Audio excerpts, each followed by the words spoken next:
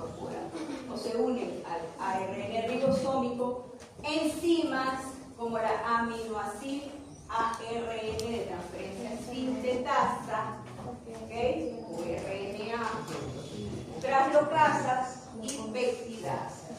GTP como fuente de energía, también ATP, lo van a ver ahora en la primera fase, en la primera etapa. Factores de iniciación y terminación son factores proteicos que intervienen en el inicio y en la finalización de esa síntesis de proteínas y lógicamente aminoácidos. Estudian bien todo eso y tienen bastantes cosas que memorizar. Bueno, no tantas, ya terminamos.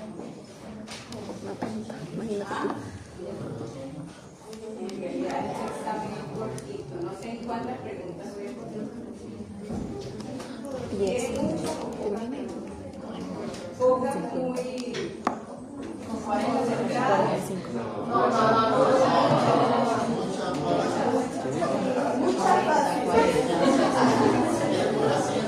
Si estudian toda esa información que les voy dando, van a tienen que estudiar esas notas.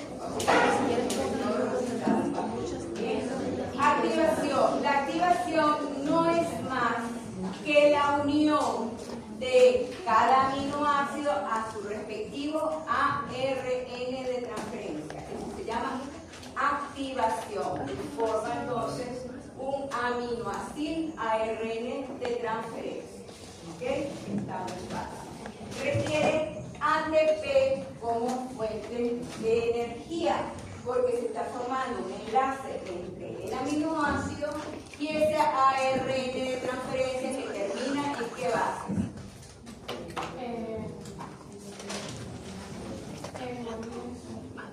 ¿Qué base? ¿Dónde afecta el ARN de transferencia? Citosina, citosina, adenina. Y eso está en el hidroxilo 3'. ¿Sí? ¿Ya van estudiando? Citosina, citosina, adenina. Bien. Esta es la enzima aminoácido ARN de transferencia sintetasa. Sintetasa porque forma un enlace. ¿Bien? Es una enzima grande que tiene entonces un sitio de unión al aminoácido, ¿verdad? El aminoácido se une y también fija ATP, ¿okay? Que es el que le va a proporcionar la energía. Una vez formado el complejo, esto se llama complejo aminoácido ATP, ¿okay? Se libera un pirofosfato de ese ATP y queda como AMP, ¿okay? Y me está parando incorporado en la enzima, ¿ok? Bien, ahí se forma el enlace entre AMP y valina. Luego que se ha formado este enlace, entra el ARN de transferencia que lleva el anticodón específico de la valina. ¿Ok? Ese ARN de transferencia entra. ¿Sí? Aquí está el aminoácido AMP enzima. Entonces, igual, aquí está el complejo aminoácido ATP enzima. Complejo, se ha liberado el pirofosfato. Complejo, enzima, aminoácido, AMP.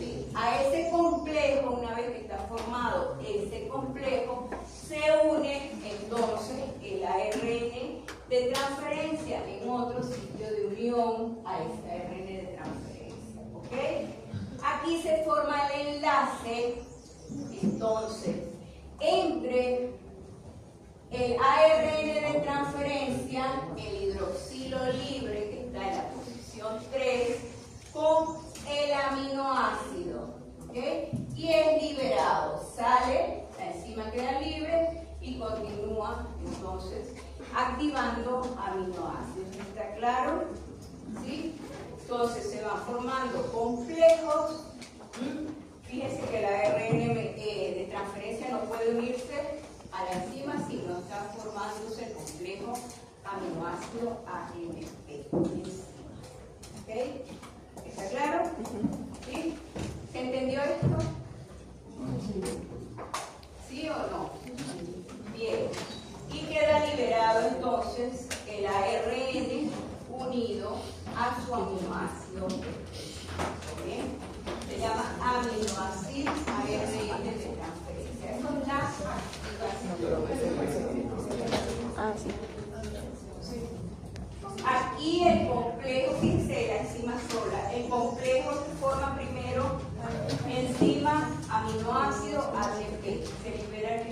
4 queda el complejo AMP, aminoácido, enzima.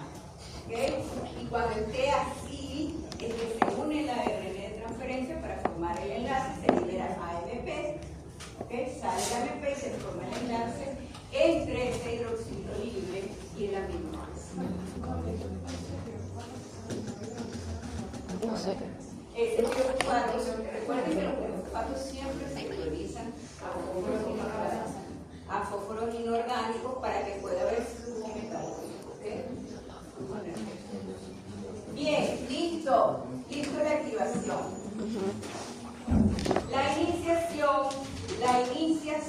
Activación ocurre con todos los aminoácidos.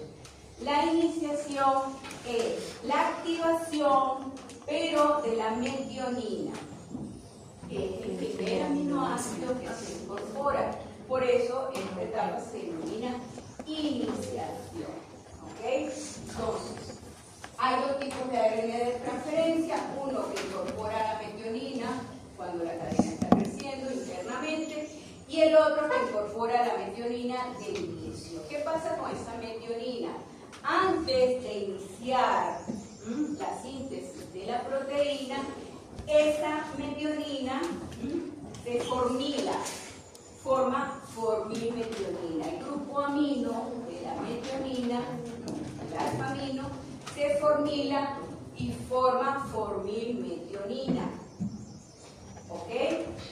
Formando una molécula de N-formilmetionina, ahí se activa, como vimos anteriormente, por la misma enzima, ¿ok? Aminoácida ARN de transferencia sintetasa, y forma la N-formilmetionina ARN de transferencia. Entonces, la activación solo se debe al aminoácido metionina que se formila, y una vez formilado se une a su respectivo ARN de transferencia. ¿Okay? Se abrevia así, N-formil ARN de transferencia. ¿Okay? ¿Está claro hasta allí? No está difícil. Bien, voy a ir leyendo, pero luego lo vamos a ver en el esquema. ¿Ok? Lo van leyendo. Ya. Mi tutora, no lean las diapositivas porque se supone que todos saben leer. Pero bueno, nada, la vamos leyendo. ¿Ok? Formación del complejo formilmetionina ARN de transferencia. ¿Ok? Subunidad ribosómica pequeña. Ya tenemos activación de aminoácidos, iniciación, la primera etapa de iniciación está dividida en fases, ¿ok? La 1.1 era la N-formilmetionina ARN de transferencia. Una vez que está formado este complejo, entonces se une el ARN, la subunidad ribosómica pequeña. Recuerden que el ribosoma tiene dos subunidades, ¿ok? Subunidad pequeña y grande. Primero se incorpora la subunidad pequeña del ribosoma con magnesio, que es muy importante en esta síntesis de proteínas. Si no hay magnesio, ¿ok? hay deficiencia en la síntesis de proteínas. ¿Por qué? Porque esta fase de iniciación de la síntesis de proteínas requiere magnesio, igual a la fase de los brazos. ¿Okay? 3 factores de iniciación para procariotas y 5 en eucariotas. Bien, se incorpora esa subunidad pequeña con esos factores de iniciación, el magnesio, ¿okay? GTP como fuente de energía y la formilmetionina ARN de transferencia. ¿Okay? El anticodón del ARN de transferencia se alinea al codón, aunque el codón de inicio en el ARN mensajero se alinea mediante ¿qué? ¿Mediante qué se une? ¿Están aquí o no? Oye, no tienen práctica de semana, no han tenido que estudiar para los laboratorios. Yo sé que tienen muchas materias, todos pasamos por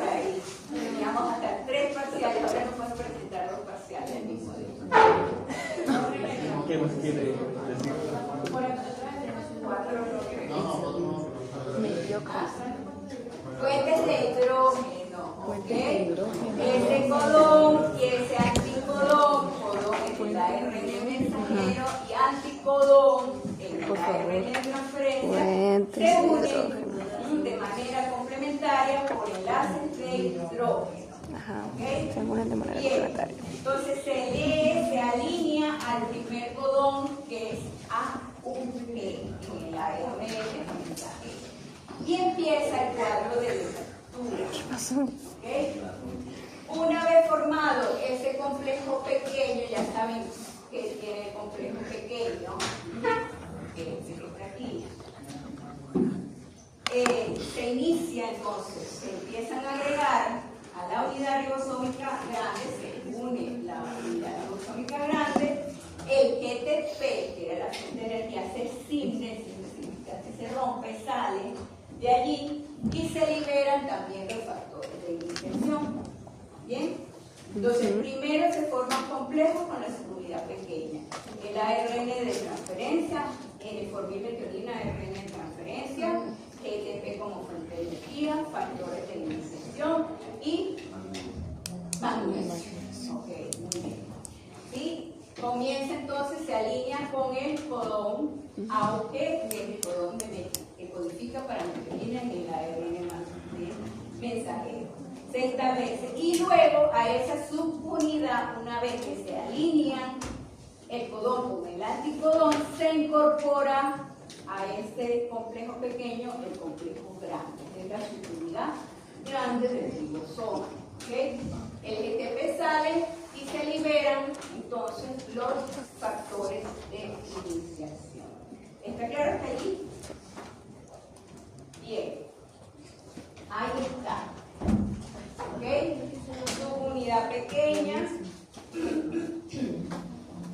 Tienen que saber que esa subunidad pequeña tiene dos sitios que se llaman sitio P y sitio A. La P significa peptidil, porque es donde va creciendo el péptido. Y la A significa aminoácido, ¿ok? Que es donde se va a ir incorporando cada aminoácido. Entonces, se forma la unidad pequeña, se establece entonces los enlaces de hidrógeno de el anticodón y el codón AUG de iniciación y se establece el cuadro de lectura. Se une la subunidad grande y se disocian o salen los factores de iniciación, además del GTP. ¿Okay? ¿Dónde entra ese primer aminoácido que viene cargado con su ARN de transferencia? ¿Dónde entra? ¿En qué sitio? Sí, pero el primero se une al peptidil porque tiene que dejar libre el sitio A para que venga el otro aminoácido.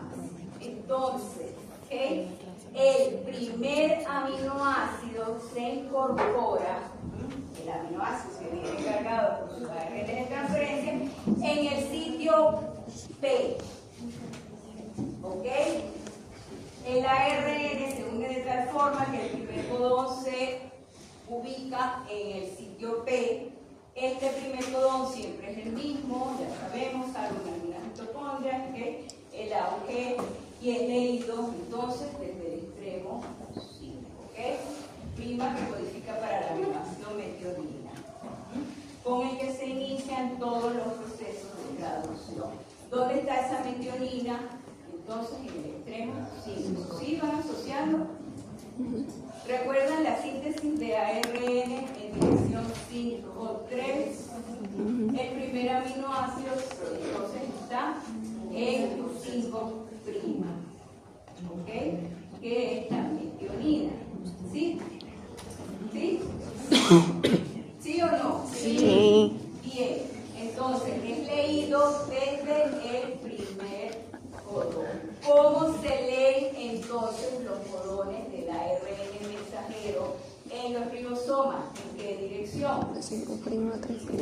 De 5' a 3'. ¿Sí? Sí. Leer siempre es importante. Sintetizar siempre. A ver, no. Sintetizar es de 5 a 3. Aquí es al contrario. Se está leyendo desde la 5' hasta la 3'. Este ARN mensajero se ha sintetizado de 5' a 3'. Y el primer aminoácido, entonces el primer codón correspondía a metionina en el extremo 5'. Y en el ribosoma se está leyendo en dirección 5' a 3', porque el primer aminoácido que se debe incorporar está en 5'. ¿Sí?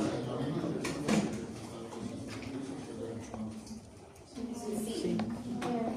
¿Cómo? Sí. ¿Qué dijo? ¿Ok? Que sería la misma Bien, dirección. no es Pues claro, difícil, pero tienes que estudiar. Codifica entonces para metionina con el que se inician todos los procesos de traducción. Entonces aquí vamos poniendo atención, ¿verdad? Fíjense que el primer aminoácido entonces que va cargado, el ARN de transferencia va cargado con el primer aminoácido que es metionina y se incorpora en P. ¿Okay? El siguiente aminoácido, aquí se está leyendo el siguiente codón del ARN de mensajero, ¿okay? Este es el ARN mensajero, aquí viene el siguiente codón, que tiene o que codifica para un determinado aminoácido. Viene entonces un aminoácido, en este caso valina, es decir, el codón que está ahí codifica para valina y viene entonces un ARN de transferencia con su anticodón específico que trae valina. ¿Okay? Y allí aparecen los factores de elongación. Terminamos activación. ¿Ok? Iniciación, perdón. Entonces, activación es la activación de todos los aminoácidos. Iniciación es todos esos pasos que los voy a repetir. Bien, hasta la incorporación del primer ARN de transferencia al sitio P. ¿Qué parece que? Factores de elongación. No se puede. Ahorita lo vamos a ver. ¿Ok? Esto es lo mismo, ¿sí? La unidad de riboso más pequeña, los codones que se van leyendo, el primer aminoácido que se incorpora como complejo en el formil metionina ARN de transferencia, es la metionina formilada y se incorpora en el sitio P. ¿Okay? Que era el sitio A y que es donde se va a incorporar, se unen los factores de elongación y se empieza a alargar, a crecer, a elongar esa proteína. ¿Okay? Elongación. En los ribosomas existen los peptidilos, los que se encuentran en la cadena mecánica en crecimiento, y el sitio A de aminoácido que tiene, donde se va a incorporar cada aminoácido cada fosfato. ¿Bien? Este formil metionina ARN de transferencia tiene bloqueado un amino porque tiene un amino allí y ese se une espontáneamente al sitio P. ¿Okay? El ARN de transferencia que transporta el siguiente aminoácido, según lo indique el codón que está siendo leído en el ARN mensajero, va al sitio A. ¿Okay? Y se une también GTP y factores de elongación. ¿Okay? Allí la enzima peptidiltransferasa, ¿cuál era la primera enzima? ¿Qué vimos? La aminoácido ARN transferasa. No, la primera enzima aquí en la síntesis, en la activación. La Aminoácido, ARN de transferencia, sintetasa. ¿Ok? ¿Sí? Sintetiza. Ahora. ¿Sí? La activación de esta ARN. La segunda es la peptidil transferasa. ¿Sí? Imagínate, eran 29. Transferasa. Esa peptidil transfiere el formilmetionina al aminoácido que se ha incorporado en el sitio A. Entonces, fíjense, esa peptidil transferasa forma no solo un enlace entre el primer aminoácido y el segundo, sino que transfiere, saca ese formilmetionina, ARN de transferencia, lo saca del sitio B, ¿okay? Y lo transfiere al sitio A donde está el otro aminoácido cargado, o el otro ARN de transferencia cargado con el acelamina.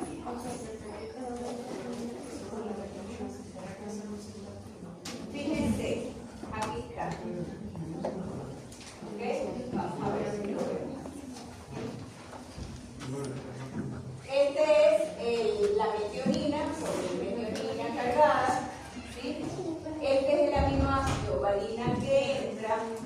La peptidil transferasa transfiere, ¿okay? saca